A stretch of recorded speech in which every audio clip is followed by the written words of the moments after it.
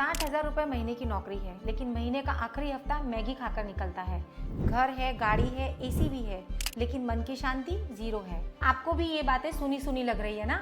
Welcome to the Indian middle class, जहाँ EMI देना maturity की निशानी मानी जाती है और लोन लेना रिस्पॉन्सिबिलिटी समझी जाती है। लेकिन आज ये रिस्पॉन्सिबिलिटी ही एक इनविजिबल ट्रैप बन चुकी है, जहां हर महीने की सैलरी सीधे घर की EMI, car loan, school fees और क्रेडिट कार्ड बिल्स में गायब हो जाती है। और सबसे खतरनाक बात, हम सब इसे नॉर्मल मान चुके हैं। ये कहानी सिर्फ पैसों की नहीं है, बल्कि उस सोच की है जहां लाइफस्टाइल को वेल्थ समझ लिया गया है और दिखावे को जिंदगी। अगर आपके पास गाड़ी है, लेकिन पेट्रोल भरवाने से पहले सोचना पड़ता है, अगर ईएमआई कटते ही आपकी सांस रुक जाती है, तो ये वीडियो आपके लिए है। बचपन से सिखाया गया, बड़ी कंपनी से सामान लो, ईएमआई पर लो, कैशबैक मिलेगा, रिवॉर्ड पॉइंट मिलेंगे और थोड़ा टैक्स भी भरते रहो, तभी अच्छे नागरिक बनोगे। लेकिन असलियत ये है कि भारत का मिडिल क्लास एक ऐसे जाल में फंसा है जो इन मल्टीनेशनल कॉरपोरेशन और सरकारी नीतियों ने मिलकर बुना है। सबसे पहले बात करते हैं ईएमआई और क्रेडिट कल्चर की। आज हर चीज़ को आसान बनाने का इल्यूजन फैलाया गया है। Zero down payment, no cost EMI, buy now pay later, ये सारे ऑफर्स सुनने में अच्छे लगते हैं, लेकिन हकीकत में ये साइकोलॉजिकल डेट लूप्स हैं। 2012 में पर्सनल लोन्स लेने वालों का औसत लोन अमाउंट था 35,000 और 2023 में ये बढ़कर 1.2 लाख हो गया, वो भी ईएमआई बेस्ड स्पेंडिंग की वजह से। नेल्सन रिपोर्ट के अनुसार इंडियन क्रेडिट कार्ड मार्केट अब $30 बिलियन को पार कर चुका है। बड़े बैंक और फिनटेक कंपनीज जानबूझकर मिडिल क्लास यूथ को एस्पिरेशनल स्पेंडिंग के नाम पर ज्यादा लिमिट देते हैं और फिर ईएमआई से बांध देते हैं। अब सवाल उठता है, सरकार कहाँ है इस ट्रैप को रोकने में? तो जवाब है, सरकार भी इस ट्रैप का हिस्सा है। सरकार इनडायरेक्ट टैक्सेस से सबसे ज्यादा पैसा मिडिल क्लास से कमाती है। 2021 में 11.36 लाख करोड़ जीएसटी कलेक्शन हुआ, जिसमें मेजर कंट्रीब्यूटर थी मिडिल क्लास स्पेंडिंग। लेकिन बदले में ना अच्छी हेल्थ केयर मिलती है, ना क्वालिटी एजुकेशन, ना पब्लिक ट्रांसपोर्ट और ना जॉब सिक्योरिटी। सरकार भी जानती है कि ईएमआई में फंसा हुआ आदमी कभी सवाल नहीं पूछेगा, वो बस ईएमआई चुकाएगा और अगला फोन अपग्रेड करने का सपना देखता रहेगा। सच्चाई ये है कि मिडिल क्लास आज सिर्फ कंज्यूमर बन के रह गया है। वो ना पॉलिसी मेकर है, ना बेनिफिशियरी। हम सिर्फ वो यूजर्स हैं जिनसे हर ऐप, हर प्रोडक्ट, हर फाइनेंस कंपनी पैसा निकालना चाहती है। आज आप किसी भी ई कॉमर्स वेबसाइट पर जाइए, ईएमआई ऑप्शन डिफॉल्ट होता है। क्रेडिट कार्ड का मिनिमम ड्यू कितना है ये बोल्ड में लिखा होता है, लेकिन इंटरेस्ट रेट और टर्म्स एंड कंडीशंस वो फुट नोट में छिपा होता है। क्यों? क्योंकि ये आसान पैसा देने वाले आपको कर्जदार बनाना चाहते हैं। 2023 में अलोन 7.5 लाख करोड़ वर्थ के पर्सनल लोन दिए गए।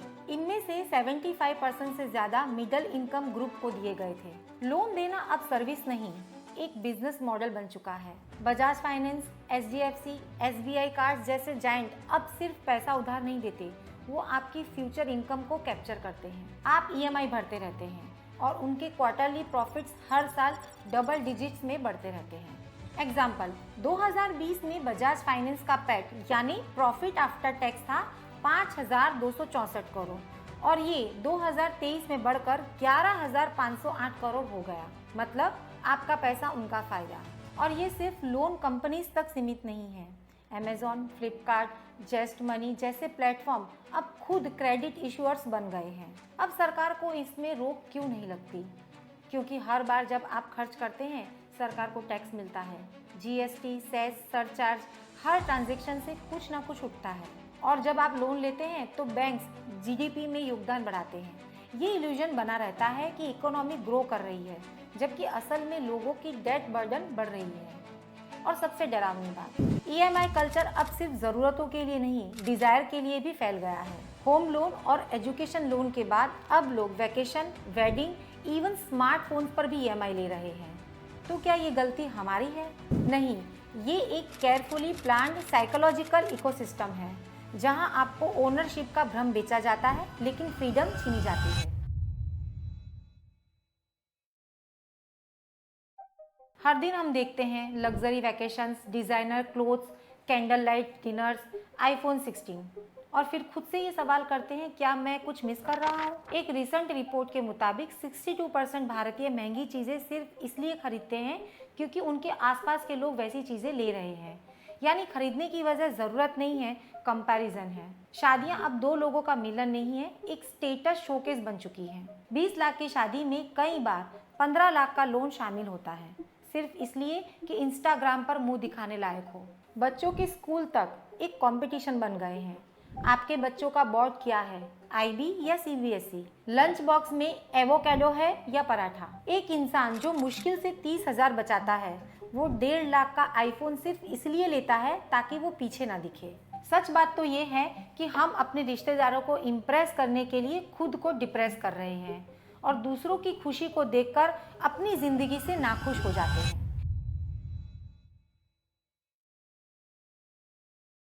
एक ज़माना था जब 30,000 रुपए की सैलरी में एक छोटा परिवार आराम से जी सकता था, लेकिन आज 50,000 रुपये महीना भी सर्वाइवल के लिए काफ़ी नहीं लगता, क्योंकि सैलरी वही है लेकिन खर्च 2 गुना हो चुका है। डेटा कहता है कि 2012 से अब तक औसत वेतन भले ही थोड़ा बढ़ा हो, लेकिन जब आप उसे इन्फ्लेशन से एडजस्ट करते हो तो आपकी रियल इनकम करीब करीब रुक चुकी है।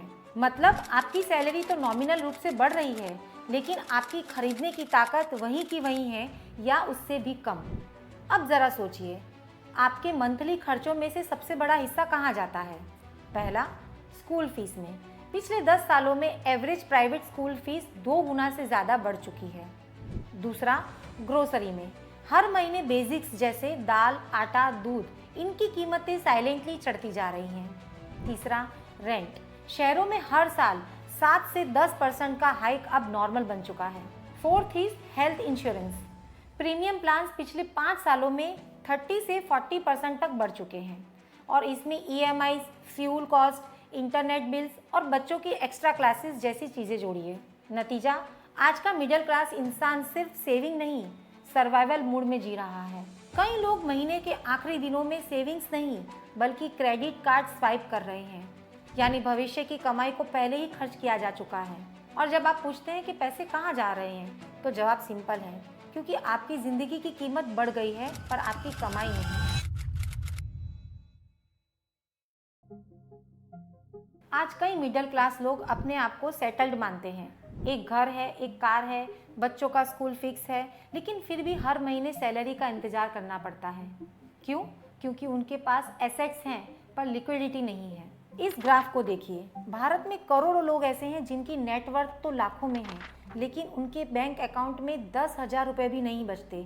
रियल एस्टेट, कार, गोल्ड सब कुछ है, पर इमरजेंसी में पैसे निकालने की फ्लेक्सिबिलिटी ज़ीरो है। हमने ऐसे वेल्थ बनाए हैं जो लॉक्ड हैं, घर बेच नहीं सकते, कार से EMI हट नहीं सकती और कैश बचता नहीं। आज मिडिल क्लास के पास पोजीशन तो है, पर ना टाइम है, ना मेंटल पीस, ना फाइनेंशियल फ्रीडम। तो अब सवाल ये नहीं कि आप कितना कमा रहे हो, सवाल ये है आप क्यों खर्च कर रहे हो और किसके लिए। हम सब एक ऐसे दौर में जी रहे हैं जहां EMI देना ही नॉर्मल लगता है और सर्वाइवल को ही सक्सेस मान लिया गया है। लेकिन अगर आप वाकई में आज़ादी चाहते हैं तो आपको लाइफस्टाइल की नहीं, माइंडसेट की अपग्रेडिंग करनी होगी। अपने खर्चों को समझिए, अपने चॉइसेस को खुद चुनिए, ना कि इंस्टाग्राम या रिश्तेदारों के अप्रूवल के लिए। क्योंकि आखिर में सच्चा अमीर वो नहीं होता जिसके पास सबसे महंगी चीज़ें हों, बल्कि वो होता है जिसे और कुछ खरीदने की ज़रूरत ही ना पड़े। तो ये वीडियो अपने दोस्तों और परिवार के साथ ज़रूर शेयर करें, क्योंकि सच सुनना मुश्किल हो सकता है लेकिन ज़रूरी है।